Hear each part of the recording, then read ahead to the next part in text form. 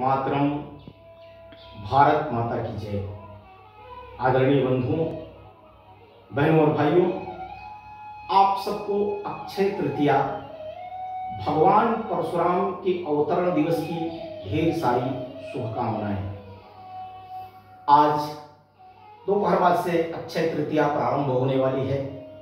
यह मंगलमय तिथि है और आज के दिन सुमंगल लोक संवाद में हम राष्ट्र की चर्चा करने वाले हैं। जिसको कोई माता मानता है तो कोई राष्ट्र देव की संज्ञा देता है। तो ऐसे कुछ तथाकथित पश्चिम के विचारक हैं, साम्यवादी विचारक हैं, जो कहते हैं कि भारत एक राष्ट्र है ही नहीं, राष्ट्र बनने की प्रक्रिया में है, राज्यों का समूह है। तो आजादी के समय इसी आधार पर द्विराष्ट्रवाद के सिद्धांत पर भारत का विभाजन हुआ और मां भारती के टुकड़े हुए। ऐसे राजनीति शास्त्र की परिभाषा में तो राज्य, देश, राष्ट्र सब एक हैं, लेकिन भारतीय संस्कृति में राज्य, देश और राष्ट्र, स्टेट, नेशन और कंट्री, हमारे यहां इसकी अलग प्रकार की परिभाषा है। एक आत्ममानववाद में इसकी विस्तृत व्याख्या है। चूंकि यह लोक सुमंगल संवाद और काफी कम समय का होता है, इस नाते से यहां सूत्र रूप में ही बातें कही जा सकती है। यह व्याख्यान वाला नहीं है कि लंबा है। शेष आपसे बाकी चर्चाएं बाद में होंगी। कहा जाता है ना, थोड़ा कहना ज्यादा समझना। तो आपसे करबद्ध प्रार्थना यही है। तो आज हम राष्ट्र की जो चर्चा करने वाले हैं, जो हमारी श्रद्धा का विषय है, और पश्चिम के लोग राज्य को एक व्यवस्था चलाने के नाते से देश, राज्य, राष्ट्र सब एक मानते हैं। अमेरिका हो, इंग्लैंड हो, यहाँ के संविधानों के आधार पर उनकी स्टेट की संकल्पना है। और हमारे यहाँ राजनीति शास्त्र में जब पढ़ाते हैं तो कहते हैं कि राज्य के निर्माण के क्या क्या तत्व हैं। तो कहते हैं कि एक निश्चित जनसंख्या होनी चाहिए, एक भूभाग होना चाहिए, वहां पर एक सरकार होनी चाहिए और सरकार को संप्रभुता का अधिकार होना चाहिए। यानी राज्य के जो तत्व हैं वह जनसंख्या, निश्चित भूभाग, सरकार और संप्रभुता, यह चार तत्व मिलकर के राज्य बनते हैं और राज्य चलता है। लेकिन हमारे यहां राज्य एक राजनीतिक इकाई है, देश है। राज्य को वहां पर भूभाग भी है, जनसंख्या भी है, लेकिन उसको संप्रभुता का अधिकार नहीं है। भारत में देश को सब कुछ होने के बाद संप्रभुता का अधिकार है। तो हमारे यहां राज्य एक राजनीतिक इकाई मानी जाती है, देश एक भौगोलिक इकाई मानी जाती है। तो राष्ट्र कि जब हम बात करते हैं तो कहते हैं कि यह एक सांस्कृतिक इकाई है, यह राष्ट्र आत्मा है, जिसकी हम चर्चा करते हैं। और जब जाते हैं ऐसे राजनीति शास्त्र में, जब अध्ययन में हम जाते हैं तो कहते हैं कि राज्य उत्पत्ति का क्या सिद्धांत है। तो राज्य की उत्पत्ति के पहले लोग कहते हैं कि पूर्व में तो राज्य था ही नहीं, मानो राज्य विहीन थे। यह सिद्धांत तो ठीक है, लेकिन भारतीय चिंतन में इस प्रकार की बातें आती ही नहीं। यानी राज्य उत्पत्ति के जो सिद्धांत है उसमें एक दैवी उत्पत्ति का सिद्धांत है, समझौते का सिद्धांत है, विकासवादी सिद्धांत है और युद्धमूलक शांति का सिद्धांत है। यह चार सिद्धांत जो राज्य उत्पत्ति के हैं, इसमें से जब हम दैवी उत्पत्ति का सिद्धांत देखते हैं तो उसमें भारत को भी हम कहते हैं कि यह सनातन राष्ट्र है, चिरंतन राष्ट्र है। 5000 वर्ष हमारी पुरानी यहाँ राज्य की संकल्पना है। यानी हम जब संकल्प भी लेते हैं तो कहते हैं कि जम्मूदी पेरेवा खंडे, यानी हमारे यहां भारत को सांस्कृतिक राष्ट्र मानते हैं, लेकिन पश्चिम के लोग इसका खंडन करते हैं। कहते हैं कि भारत में अलग अलग छोटे छोटे कई प्रकार की संस्कृतियां हैं, लोगों के खान पान अलग है, भाषा अलग है। भारत में 3000 प्रकार की बोलियां बोली जाती है, सैकड़ों भाषाएं हैं, अलग अलग पहनावा है, खान पान है। तो हमारे यहां के विचारक कहते हैं कि खान पान, पहनावा, भाषा नहीं राष्ट्र की है परिभाषा। हम इसको नहीं मानते हैं। हमारे यहां तो कहते हैं कि कोस कोस पर पानी बदले, 4 कोस पर पानी। हम इसलिए नारा भी लगाते हैं कि अलग भाषा, अलग वेश, फिर भी अपना एक देश। यह केवल नारा नहीं है, यह हमारा संकल्प है, यह हमारे आत्मा की आवाज है। दुनिया का कोई भी देश अपने देश को माता का दर्जा नहीं देता है। भावनात्मक हमारा लगाव है, और वह इस प्रकार का लगाव है कि हमारे छत्तीसगढ़ के मित्र नवीन मार्कंडे जी कहते हैं कि छत्तीसगढ़ हमारी महतारी है। बड़ी गर्व के साथ छत्तीसगढ़ के लोग नारा लगाते हैं छत्तीसगढ़ महतारी का। तो वही राष्ट्र में महाराष्ट्र है, और वहां का व्यक्ति पहले से उद्घोष करता है जय महाराष्ट्र, जय भारत। आजादी के समय हम तो 556 रियासतों में बंटे थे। ठीक है, हम छोटे छोटे राजा यहां राज करते थे, लेकिन हमारी आत्मा एक थी, यह देश एक था। तब हम जब बात करते हैं राष्ट्र की, कि राष्ट्र के ऐसे तत्व क्या क्या है, किससे राष्ट्र बनता है, तो जो राज्य निर्माण के 4 तत्व हैं, जनसंख्या है, निश्चित भूभाग है, सरकार है, संप्रभुता है, उसके बाद जो राष्ट्र के निर्माण में तत्व आते हैं वह है यहां एक संस्कृति है, यहां देश का एक गौरव है जो हमको एकता के सूत्र में पिरोता है।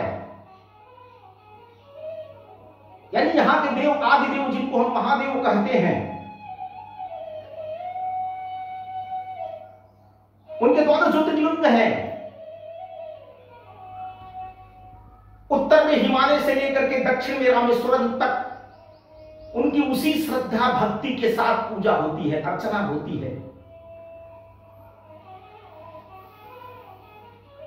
आप देखेंगे राम भी उसी श्रद्धा के साथ पूजा करते हैं, रावण भी उसी श्रद्धा के साथ पूजा करते हैं। यह है हमारे एकात्मता के सूत्र। हम भगवान राम कहां पैदा हुए? अयोध्या में, उत्तर में, और उनको राक्षसी वृत्ति को, लोगों को समाप्त करना था, तो दक्षिण तक की लीला किए, यात्रा किए। और जितना श्रद्धा के साथ उत्तर का व्यक्ति पूछता है भगवान राम को, उतनी श्रद्धा के साथ दक्षिण का भी पूछता है। राम इस देश के महापुरुष हैं, अवतार हैं। ऐसे ही भगवान कृष्ण, ननिहाल कहां? जगन्नाथपुरी उत्कल में। शादी कहां? मणिपुर में। जन्म कहां? मथुरा में। शासन कहां किया? द्वारिका में। यानी पूरे देश को एकता के सूत्र में पिरोए।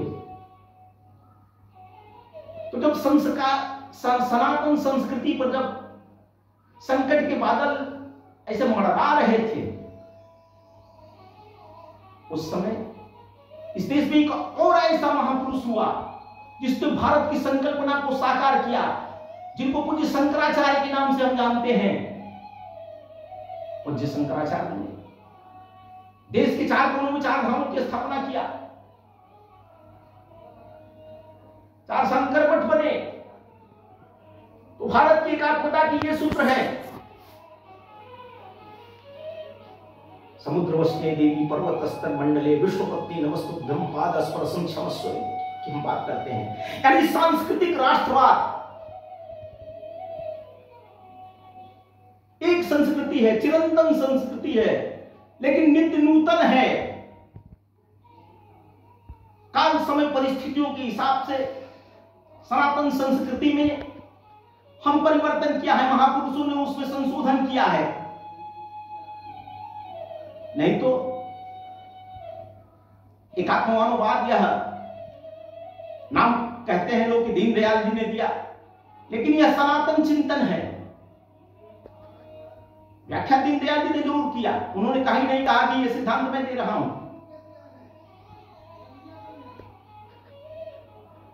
खोए हुए वैभव को याद दिलाया कि हम मानवता के पुजारी हैं, हमने वो संकल्प लिया है कि विश्व का कल्याण हो, प्राणियों में सद्भावना हो, इसको उन्होंने स्मरण कराया। अंत्योदय की बात उन्होंने किया, यानी दीनदयाल की सेवा करनी चाहिए। दरिद्र नारायण है यहां, जैसे सत्यनारायण है वैसे दरिद्र नारायण है यहां। और यही बात स्वामी विवेकानंद जी ने भी कहा। यानी यह राष्ट्र हमारे लिए पूजनीय है और राजनीतिक व्यवस्था के नाते से हम कभी अलग अलग राजा राज्य किए होंगे, लेकिन सांस्कृतिक दृष्टि से भारत हमेशा सनातन रहा है, अक्षय रहा है। जमीन भूमि के टुकड़े कुछ इधर उधर हुए होंगे, लोगों को लगता होगा कि भारत सनातन राष्ट्र है, तो कहां से कहां तक था इसकी व्याख्या कर रहे होंगे। क्योंकि विद्वान तर्क करता है, विद्वान शास्त्रार्थ करता है, सत्य की खोज में निकलता है, और सबके अपने अपने विचार हैं। वह अपने विचारों को सिद्ध करने का प्रयास करता है, प्रयत्न करता है। लेकिन तमाम ऐसे विद्वानों ने मिलकर के यह भी एक सूत्र दिया है कि एकम सद विप्रा बहुधा वदंती, सत्य एक है। तो दैव उत्पत्ति का सिद्धांत, यानी बाइबल भी मानता है कि राजा की व्यवस्था ईश्वर ने किया,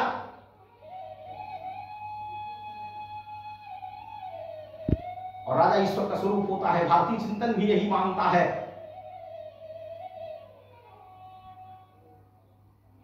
यहां ब्रह्मा जी मनु महाराज की जब चर्चा होती है तो वह आए, राज्य व्यवस्था को सुव्यवस्थित किया। लेकिन